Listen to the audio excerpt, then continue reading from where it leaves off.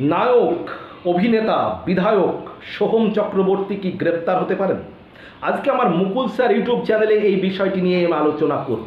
তার আগে কী জন্য তিনি গ্রেপ্তার হতে পারেন, সম্ভাবনা, সেই বিষয়টি একটু বলে নিই।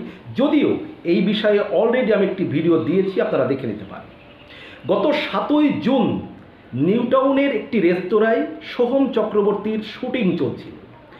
শুটিং চলাকালীন সোহম চক্রবর্তীর যারা নিরাপত্তারক্ষী তাদের সঙ্গে হোটেল কর্মীদের একটা বচসা বাঁধে। বচসা হচ্ছে গাড়ি পার্কিং নিয়ে, গাড়ি একটা হোটেলের জায়গা থেকে, নির্দিষ্ট জায়গা থেকে সরাতে পারে, সেই নিয়ে হোটেল কর্মী এবং সোহম চক্রবর্তীর যারা নিরাপত্তারক্ষী তাদের সঙ্গে দ্বন্দ্ব হয়। তো সেই দ্বন্দ্ব একটা পর্যায়ে একটা বড় আকার ধারণ করে। তখন সোহম চক্রবর্তী টপ ফ্লোরে শুটিং করছিলেন, সেখান থেকে তিনি নিচে আসেন এবং রেস্তোরাঁ মালিকের সঙ্গে দু এক কথা হতে হতে রেস্তোরাঁ মালিক আনিসুল আলম তাকে তিনি কলার ধরে টানতে টানতে ঘুষি মারেন এবং সেটা সিসিটিভিতে কিন্তু দেখা যাচ্ছে যে তাকে কলার ধরছেন, তাকে ঘুষি মারছেন।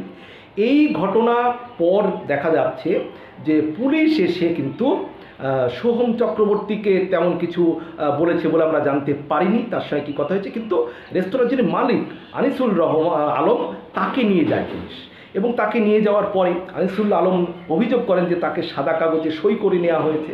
তো তারপরে আমরা দেখি ঘটনাক্রম বাড়লে আনিসুল আলম তিনি থানায় অভিযোগ করেন সোহম চক্রবর্তীর বিরুদ্ধে। কিন্তু সোহম চক্রবর্তী পরবর্তীকালে বারাসত আদালত থেকে আগাম জামিন। এই পর্যন্ত ঘটনা ঘটার পর আনিসুল আলম কী করেন, তিনি হাইকোর্টে মুভ করেন সোহম চক্রবর্তীর বিরুদ্ধে ব্যবস্থা নেওয়ার জন্য। তিনি হাইকোর্টে অমৃতা সিনহার এজলাসে তিনি মামলা করেন এবং এই মামলা করার পরে অমৃতা সিনহা তার কোর্টে বিষয়টি যেদিন ওঠে, তিনি কিন্তু পুলিশের কাছে সমস্ত ঘটনা জানতে চান যে কী কী ঘটনা ঘটেছে, সিসিটিভি ফুটেজ, সমস্ত বিষয় দুই পক্ষের মধ্যে আলোচনা হওয়ার পর কিন্তু বিচারপতি বলেন যে উচ্চপদস্থ যে পুলিশ তদন্ত করবে, যেহেতু প্রথম দিকে বিষয়টি তদন্ত করছিল টেকনোসিটি থানা, কিন্তু পরবর্তীকালে আরও উচ্চপদস্থ পুলিশ দিয়ে বিষয়টি তদন্ত করার কথা বলা হয় এবং সেই উচ্চপদস্থ পুলিশ তদন্ত করে সমস্ত বিষয়টা কোর্টের নজরে আনবে, অর্থাৎ বিচারপতি অমৃতা সিনহার নজরে আনতে হবে যে কী তদন্ত হলো, কী ব্যবস্থা নেওয়া হলো, সমস্তটাই। তাই স্বাভাবিকভাবেই পরবর্তী যেদিন হিয়ারিং হবে তিনি কি অবজারভেশন রাখেন, কি নির্দেশ দেন, তার উপরে কিন্তু সোহমের অনেকটাই অস্বস্তি বাড়তে পারে। অমৃতা সিনহা কী রায় দেন, যেহেতু সিসিটিভি ফুটেজের সমস্ত বিষয়টি ক্যাপচার্ড আছে, যেহেতু বিষয়টি অলরেডি সংবাদ মাধ্যমেও একেবারে তোলপাড় সৃষ্টি হয়েছে, সংবাদ মাধ্যমে চলে এসছে।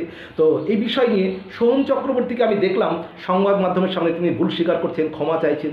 কিন্তু আমার কথা হচ্ছে, সোহমবাবু আপনি যদি অনুতপ্তই হন, বুঝতে পারেন যে আপনি ভুল করেছেন, তাহলে ক্ষমা সেই ব্যক্তি আনিসুল আলমের কাছে গিয়ে ক্ষমা চান, তার কাছে ভুল স্বীকার করুন যে দাদা আমার ভুল হয়েছে, ভাইয়া ভুল হয়ে গিয়েছে, আপনি এই বিষয়টা আমাকে মাফ করে দিন, আপনি আর এ নিয়ে এগোবেন না। তার কাছে ক্ষমা চেয়ে নিন। তিনি যদি ক্ষমা করে দেন, তিনি যদি তার মামলা তুলে নেন, তাহলে তো বিষয়টি মিটে যায়। আপনি সংবাদ মাধ্যমে ক্ষমা চাইছেন, মানুষ দেখেছে বলে, সেটাতে হয় না। আপনি তার কাছে গিয়ে ক্ষমা চান। যে যদিও আমরা দেখব যে পরবর্তী যে শুনানি হবে মাননীয়া বিচারপতি অমৃতা সিনহা মহাশয়ার এজলাসে, পরবর্তীকালে তিনি কি অবজারভেশন দেন, কি নির্দেশ দেন, তার উপরে কিন্তু সোহম যে পরিস্থিতি, তিনি অস্বস্তিতে পড়বেন কি না, তিনি গ্রেপ্তারের মুখে যাবেন কি না, সেটা কিন্তু পরবর্তীকালে বোঝা যাবে। আর বন্ধুরা, আপনারা অবশ্যই আমার ভিডিও দেখার জন্য আমার ইউটিউব চ্যানেল মুকুল স্যার সাবস্ক্রাইব করে রাখবেন, সঙ্গে থাকবেন এবং আপনাদের গুরুত্বপূর্ণ মতামত অবশ্যই জানাবেন। ধন্যবাদ, সবার জন্য শুভকামনা।